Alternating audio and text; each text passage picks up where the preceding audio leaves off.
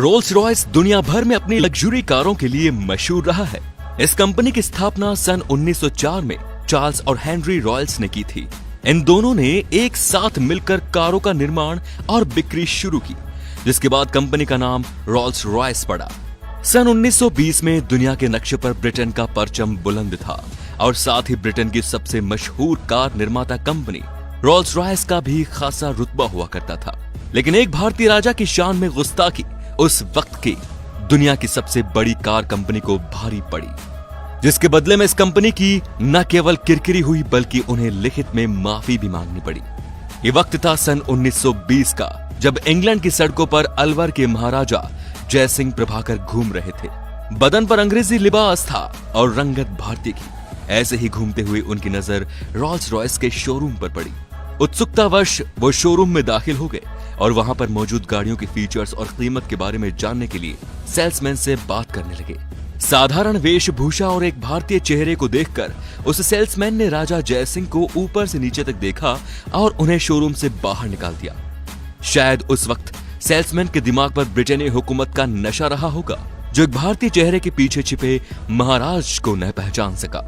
Showroom से बाहर निकलने के बाद जयसिंह सीधे होटल पहुंचे और अपने नौकरों को कहा कि रोल्स रॉयस के शोरूम को तत्काल इस बात की सूचना दी जाए कि अलवर के महाराजा जयसिंह शोरूम पर आ रहे हैं। महाराजा के आगमन की खबर शोरूम तक पहुंचते ही वहां पर अफरा तफरी मच गई और तत्काल आओ भगत के लिए रेड कार्पेट बिछा दिया गया। दिए गए समय के अनुसार जयसिंह अपने शाही लिबास और जेवरातों को पहने हुए शोरूम पर पहुंचे। बेशक उनकी मुलाकात उस सेल्समैन से भी हुई थी, लेकिन उन्होंने बस शोरूम में मौजूद कारों के बारे में पूछताछ की। उस वक्त शोरूम में केवल 6 कारें मौजूद थी। जयसिंह ने सभी 6 कारें तत्काल खरीद ली और उनकी कीमत नकद और जेवरात में चुकाई। जयसिंह ने कारों की कीमत के साथ साथ उनकी डिलीवरी चार्जेस का भी बखूबी भुगतान किया। कारों को खरीदने के बाद महाराजा जयसिंह वापस अपने वतन लौट चुके थे। रोल्स रॉयस की सभी 6 कारें भी कुछ दिनों बाद भारत पहुंची और उन्हें महाराज के महल में लाया गया। उस दौर में रोल्स रॉयस की कारें शाही शान की पहचान हुआ करती थी, लेकिन जयसिंह के जहन में अभी भी अपनी बेइज्जती का घाव ताजा था। उन्होंने उन सभी कारों को शहर का कचरा साफ करने के लिए म्युनिसिपैलिटीज के हवाले कर दिया और हर रोज ये कारें शहर का कचरा उठाने लगी। जब रोल्स रॉयस की कारों के आगे और पीछे झाड़ू बांधकर शहर की सड़कों पर उतारा गया तो यह खबर किसी जंगल में लगी आग की तरह फैल गई। बेशक इसमें वक्त लगा होगा, लेकिन इसकी तपिश ब्रिटेन तक भी पहुंची। रोल्स रॉयस की कारें, जिनकी छवि उस वक्त की सबसे शाही कारों में से थी, उससे भारत में एक राजा शहर की सड़कें साफ करवा रहा था।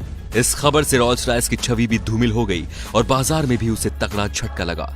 साख के साथ शेयर भी गिर चुके थे, जिसके बाद कंपनी ने राजा जयसिंह को एक पत्र लिखकर उनके सेल्समैन द्वारा किए गए बर्ताव के लिए माफी मांगी और उन्हें 6 और रोल्स रॉयस कारें मुफ्त में देने की बात कही।